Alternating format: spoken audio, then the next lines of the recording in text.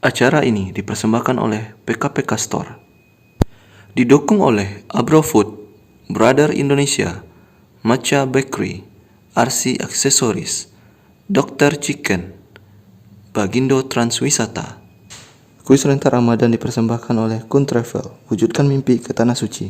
Assalamualaikum warahmatullahi wabarakatuh. Alhamdulillahi rabbil alamin, wal aqibatu lil muttaqin, wassalatu wassalamu ala ashrafil anbiya'i wal mursalin wa ala alihi wa ashabihi ajma'in. Ashhadu an la ilaha illallah wa ashhadu anna Muhammadan abduhu wa rasuluh la nabiyya ba'dah. Allahumma salli ala sayyidina Muhammadin wa ala alihi wa sahbihi wa sallim tasliman katsira. Ya ayyuhal hadirun, usikum wa iyaya bi taqwallah, faqad fazal muttaqun. Alhamdulillah, kembali kita bersyukur kepada Allah Subhanahu wa taala di mana pada hari ini, di sore yang berbahagia ini, Allah Subhanahu wa taala masih melimpahkan rahmat dan nikmatnya kepada kita semua, sehingga alhamdulillah telah dapatnya kita melaksanakan aktivitas kita mulai dari pagi tadi dan sampai saat ini. Ini patut kita syukuri, karena bersyukur kepada Allah adalah suatu kewajiban. Kemudian salawat dan salam kita doakan kepada Allah Subhanahu wa taala agar disampaikan kepada hambanya yang mulia, yakni Nabi kita Nabi Muhammad sallallahu alaihi wasallam.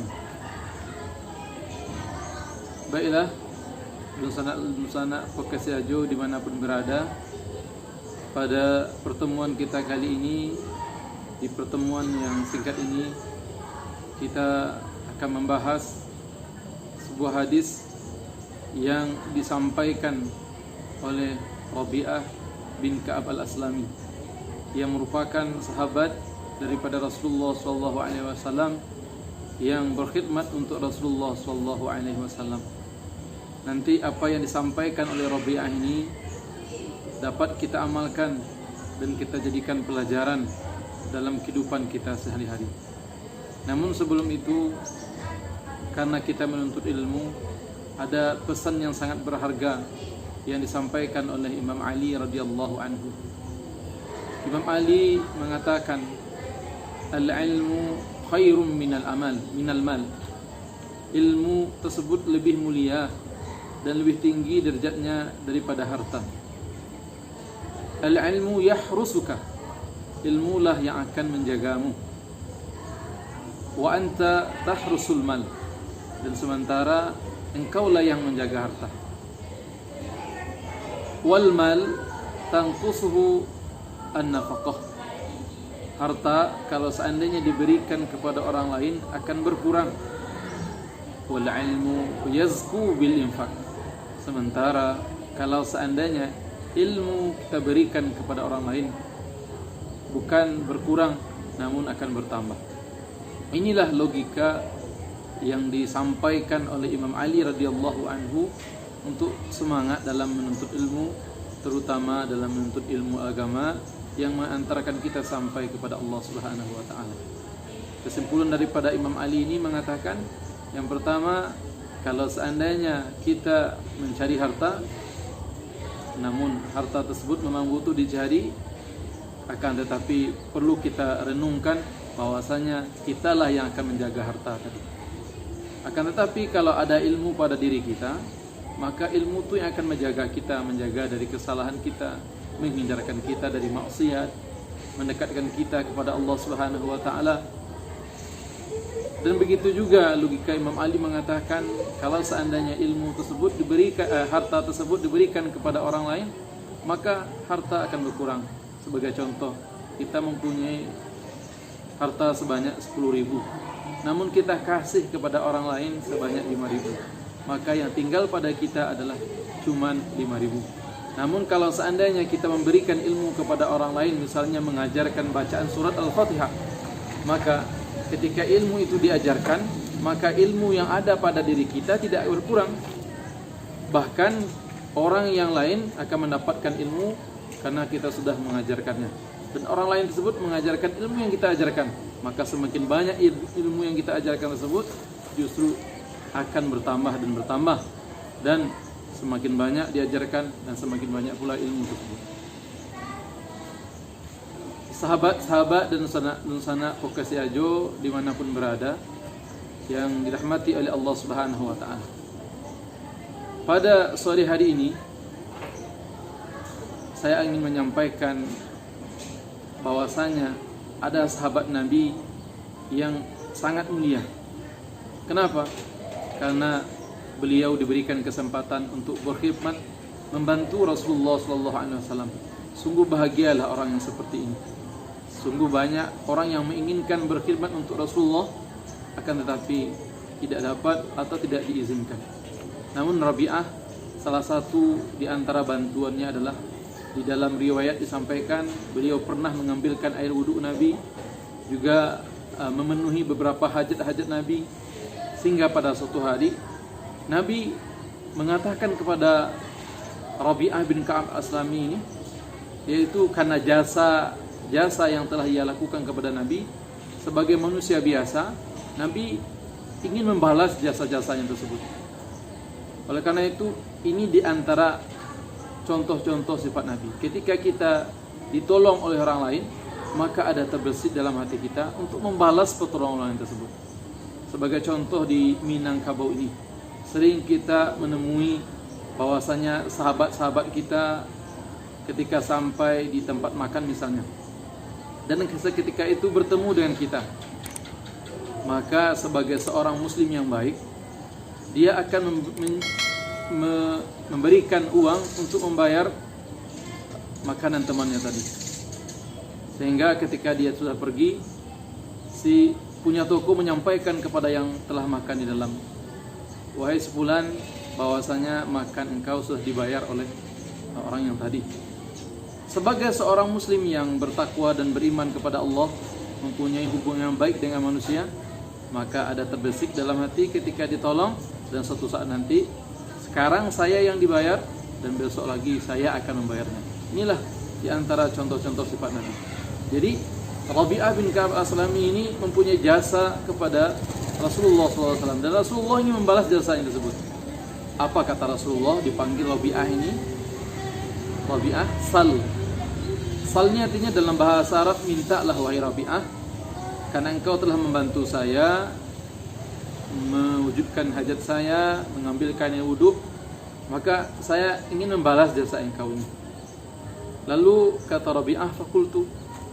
Rabi'ah bin Ka'ab Aslami tidak menyia-nyiakan kesempatan ini. Kenapa? Karena permintaan ini muncul dari orang yang mulia yang dekat dengan Allah, dan dia meminta suatu permintaan yang paling tinggi, dan permintaan ini sangat diinginkan oleh setiap orang yang bertakwa kepada Allah Subhanahu wa Ta'ala. Apa keinginannya? Beliau mengatakan, faqultu as'aluka murafaqataka fil jannah. Ya Rasulullah, saya kalau ingin meminta kepada engkau, maka saya akan meminta sekarang kita berdampingan hidup di dunia, dan saya juga meminta nanti kelak di akhirat berdampingan dengan engkau di surga nanti.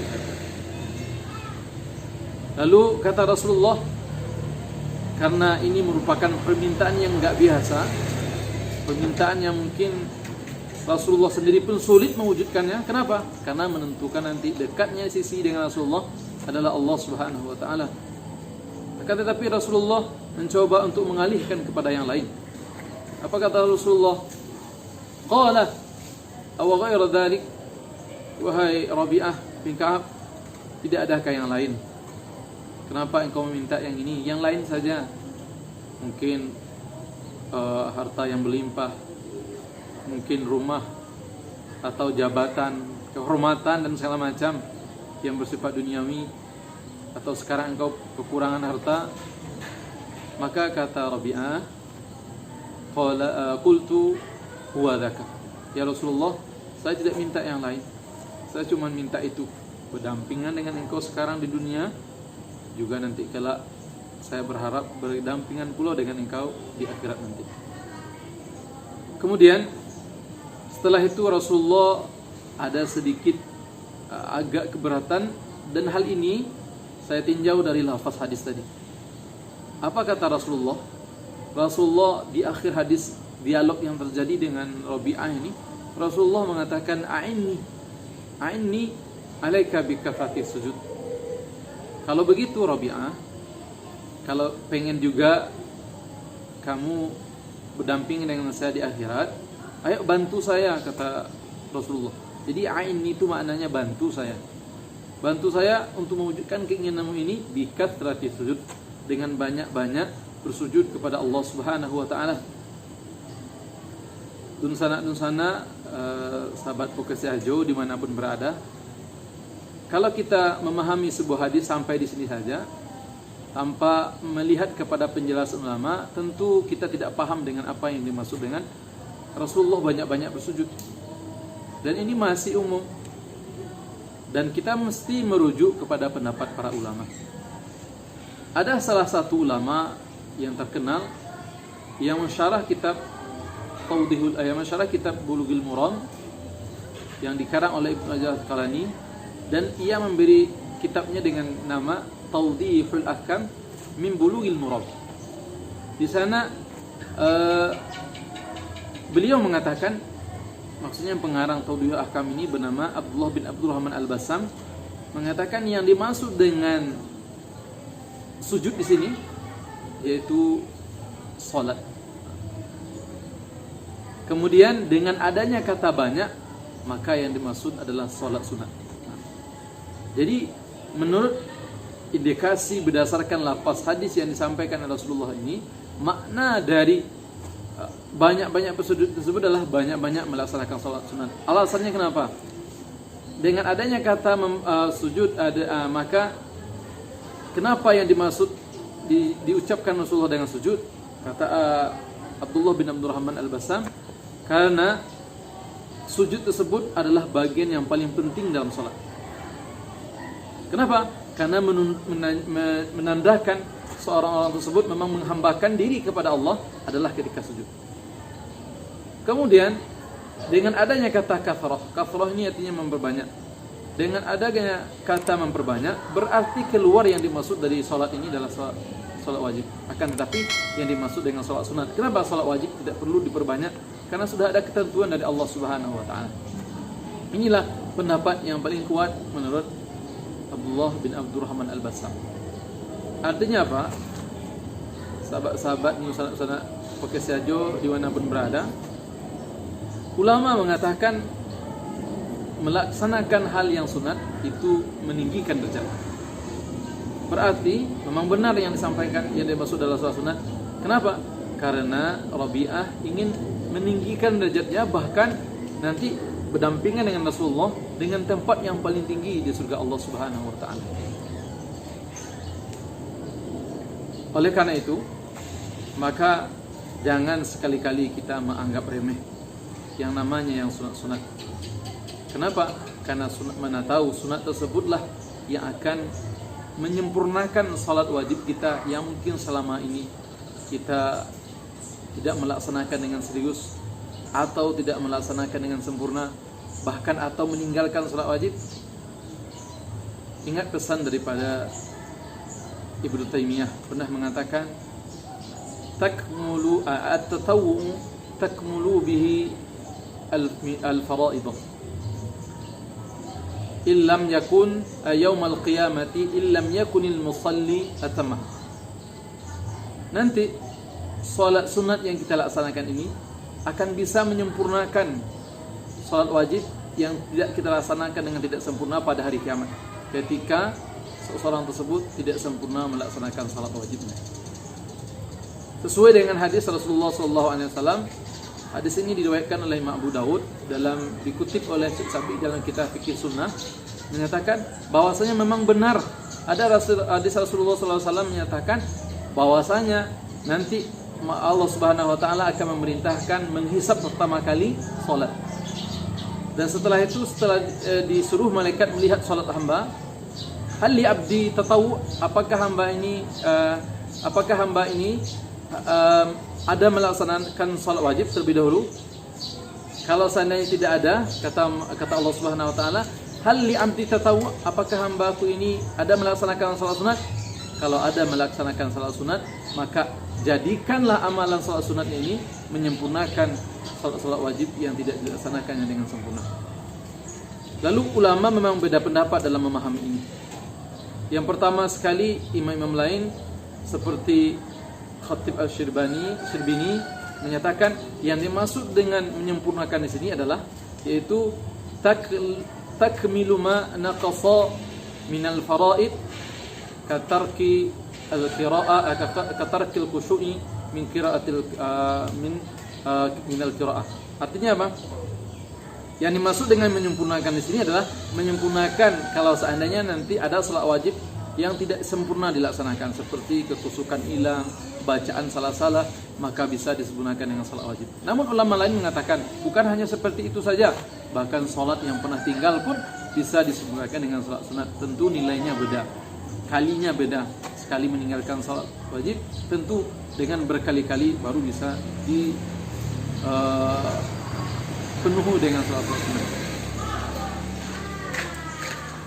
Dunsana Profesi Ajo yang dirahmati oleh Allah Subhanahu wa taala. Kemudian berdasarkan ini juga Imam Al-Ghazali pernah berkata di dalam kitab Ihya Ulumuddin, dan juga ini dikutip oleh Abdullah bin Abdurrahman Al-Bassam. Apa kata Imam Al-Ghazali yang menggambarkan kehidupan dunia ini seperti berdagang? Kata Imam Al-Ghazali, amrullah faraidu wan nawafid. Perintah Allah itu cuma dua. Kalau tidak mengandung wajib, pastilah sunat. Artinya apa? Kalau kuat perintah Allah, pasti wajib. Kalau agak lemah perintah Allah atau ada dalil yang menunjukkan bukan wajib, maka dia adalah sunat. Kemudian Imam Al-Ghazali melanjutkan, al-faraidu